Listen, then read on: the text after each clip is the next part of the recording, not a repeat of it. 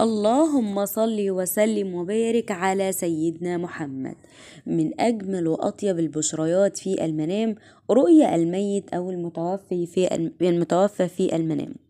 فرؤية الميت في المنام تدل على العديد من البشارات الجميلة والطيبة، وأهمها لو كان يتكرر معاك رؤى الأموات إنك أنت شخص روحاني، وإنك عظيم القدر والشأن عند الله سبحانه وتعالى، وأن الله ميزك واختارك وفضلك وعلشان يريك هذه الرؤى وهذه المنامات، وخاصة لو رأيت الميت أو المتوفي يعطيك شيء من مستحبات الحياة.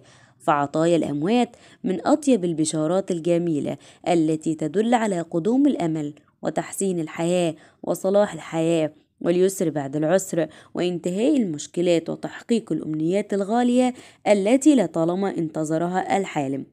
وسبحان الله، ربنا سبحانه وتعالى بيختارك وبيهيئك في هذه الليلة حتى ترى الميت أو المتوفي. وطبعا طيب لماذا اختارك الميت أو المتوفى لكي يأتيك؟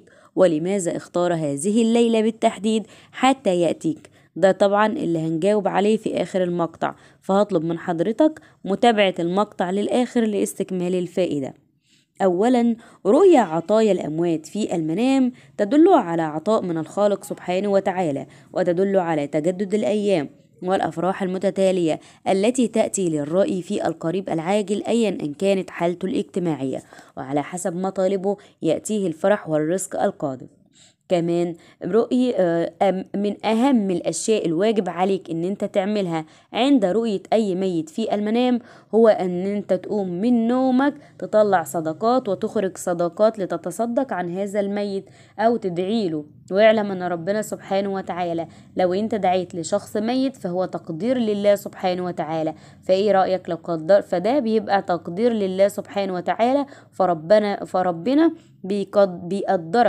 بيقدرك وبيديك قيمتك وبيديك الخير، فما بالك بقى لما كان يكون ربنا هو اللي بيقدر. وكمان لما تكون صداقتك دي خارجة للميت، يعني أحسن 100 مرة لما تخرج صدقة عن نفسك.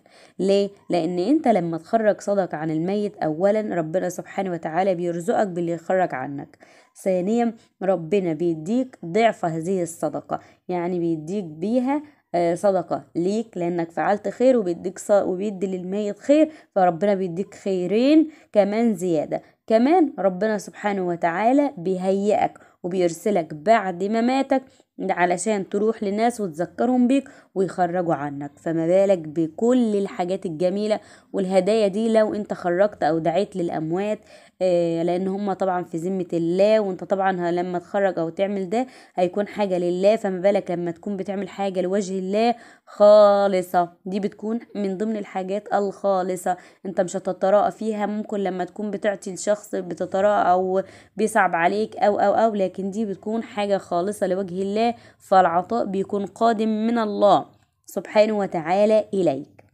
كمان الميت يعطي فلوس لو لابنه رأيت إن يدل الميت على أو رزق المتوفي واسع بيعطيك للحالم فلوس أو وحصوله على نقود أموال في خلال المنام، الفترة المقبلة. وربنا وأيضا لو سبحانه كان وتعالى عندك هم أو اختارك مهموم الليلة في دي أمر أو معين اختارك من بين يدل على خلقه، تفريج الهموم والميت أتى والخروج من ضائقة ليبشرك مالية. في وقد هذه تشير الليلة أيضا بأن الرزق قادم للبعد عن والفرح والسرور المتعرضين قادم ليك أيا بالأذى، كان الميت وإن ده كانت شخص انت بتعرفه أو ورقية مجهول أو تدل على الميت ده الفرح بيعطي وقدوم الرزق. لزوجته أو لحد من معارفه، الميت يعطي فلوس فهذه لبنته بشارة يدل على عموما الأمن ربنا والراحة سبحانه في وتعالى الحياة بعد اختارك التعب، علشان يفرح وإنها قلبك ستستمتع الليلة دي بحياة بها رفاهية ويطمن وسعيدة، بالك ويطبطب وتدل على على قلبك أنها ويقولك أكثر إن الخير اقترابا من جاي الناس، والرزق جاي وتدل على والفرح خير القادم ورزق وفير قادم خلال إلى الفترة حياتك. المقبلة فإعطاء أو الميت نهاية الفلوس الهموم في والضيق المنام التي يمر وخاصة بها. لو رأيت إن أنت لو سعيد كانت بيها رؤيا أو ميت احتضنك أي الميت في ميت المنام أو يعطي فلوس قبلك أو للبنت كان أنت العزباء محتاج أصلا لفلوس في المنام ورأيته بيعطيك يدل على الفلوس، تحسن فأبشر أحوالها بشارة طيبة الدراسية بأن لو الله كانت سبحانه وتعالى بتدرس، هيسعد قلبك والصحية لو وهيطبطب كانت على قلبك تعبانة. وإذا وهيعطيك كانت أكثر النقود مما تريد. ورقية ملونة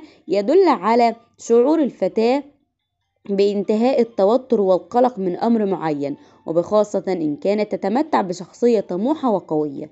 يدل الحلم إلى اقتراب الزواج للبنت العزباء إذا كانت تعرف الميت جيدا، يدل على حصول على عمل ستجني من وراءه أموال، ويدل على زواج البنت العزباء لو كانت في وقت زواج أو تتمنى الزواج، أو كانت هذه الأموال دي بمثابة نقوط، يعني رأت إن الميت جاي ينقطها أو يديها نقطة أو يديها هدية فلوس، فهي تدل على الزواج والمباركة السعيدة لها في الوقت القريب.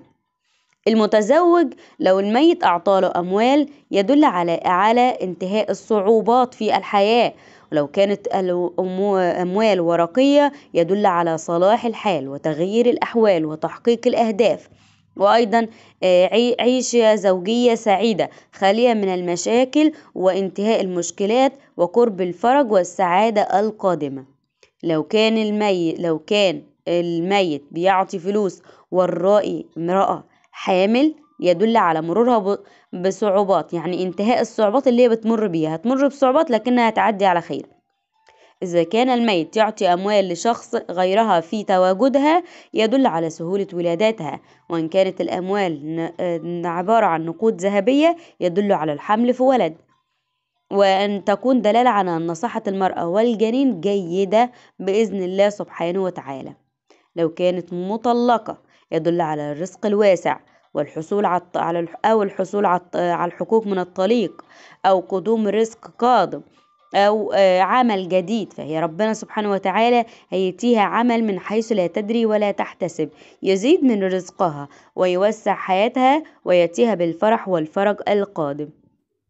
فسبحان الله، ربنا سبحانه وتعالى والميت بيختارك الليلة علشان الأموات سبحان الله كأنهم أحياء، هم أحياء لكن إحنا مش بنقدر نراهم، وربنا سبحانه وتعالى حاجب عنا الرؤية. فالأموات بيعلموا كمان عن الأحياء ما اللي بيطيب قلبهم ويفرح خاطرهم من قبل الله سبحانه وتعالى، فبيفرحوا بفرح شديد جدا ليك بفرحتك أو برزقك أو بخيرك القادم ليك ده، لما ربنا سبحانه وتعالى بيبشرهم وبيطمنهم، فبيختارك علشان يفرح قلبك ويطمن خاطرك ويسر قلبك.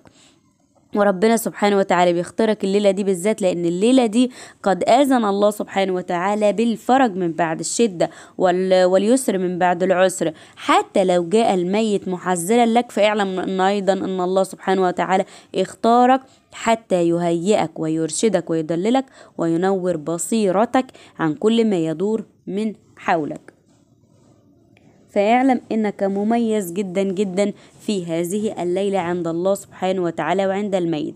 فعلشان كده بطلب دايما في كل المقاطع بتاعتي إنك لو رأيت الميت أو المتوفى في منامك، إن زي ما هو فرح ليك وجاي يطبطب على قلبك ويفرحك، فإنت كمان فرحه وتذكره ويقدره، وطبعا افرح وقدر الله سبحانه وتعالى بالنعمة دي، لأن مجرد مجيء الميت ليك في المنام هي نعمة كبيرة لك من الله سبحانه وتعالى، لأن فيها روحانيات عالية جدا جدا بتطيب عن قلبك وبتمسح من جواك ومن قلبك ومن عقلك هموم انت ما تعرفهاش. فقوم بسرعة فرح الأموات زي ما ربنا سبحانه وتعالى فرحك الليلة واختارك.